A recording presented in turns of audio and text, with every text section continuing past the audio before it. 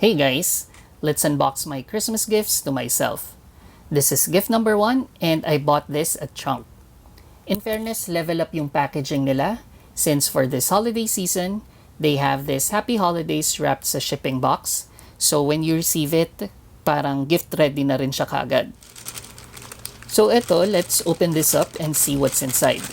This is what I like about Trunc and shopping at Trunc. The packaging is always nice and presentable. Gift number 1 is a bag from Coach. And in fairness, nagsama rin sila ng paper bag dun sa shipping box.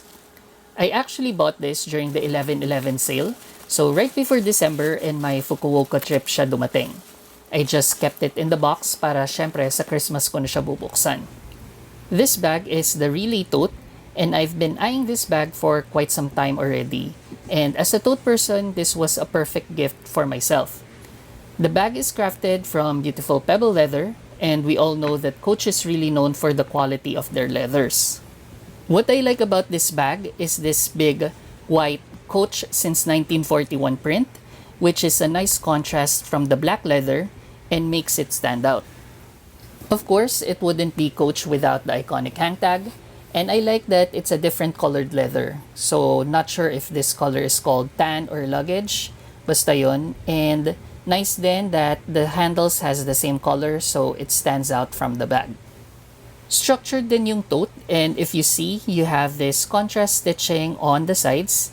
And if you look closely, merong rivets, and on the rivets, naka-engrave yung Coach.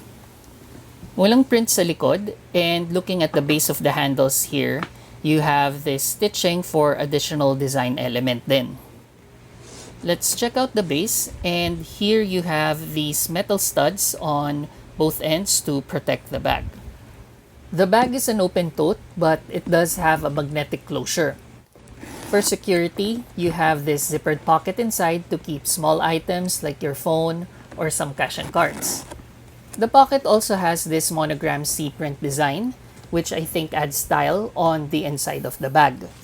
Syempre, again, this wouldn't be Coach without the iconic story patch, and this is stitched on the zippered pocket.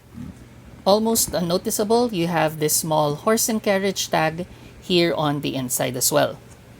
Meron ding dust bag included, which is good, so you can store your bag properly and keep it looking nice. So this is the tag, and the bag retails for 47,500 pesos. But then again, I bought this during the 11/11 sale, so I saved and did not pay full price. Buti na rin may buy now pay later and installment options as well sa Trunc, so mas naging affordable siya for me. By the way, when I bought the bag, may ongoing promo sa Trunc, and with a minimum purchase, you will get this Coach wristlet for free. Like any Coach item, syempre it also has the hang tag, and on the wristlet, you have these 2 compartments inside and 1 slip pocket on the outside. Inside the main compartment, you have this story patch engraved, like any other Coach item again. And like the bag, meron ding maliit na horse and carriage tag on the inside. I like the color of this wallet.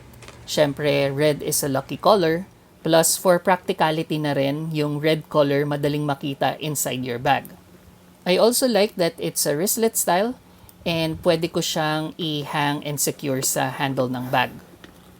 Overall, I'm really happy with this purchase, and this is what I like about brands like Coach. They offer premium and quality bags and accessories without the hefty price tag. Nakaka-happy din since I got this bag on sale, then sakto may free wallet pa. So there you have it guys, this is gift number 1, my Coach Relay Tote with the free wristlet. Hope you like this unboxing video and see you on the next vlog for gift number 2.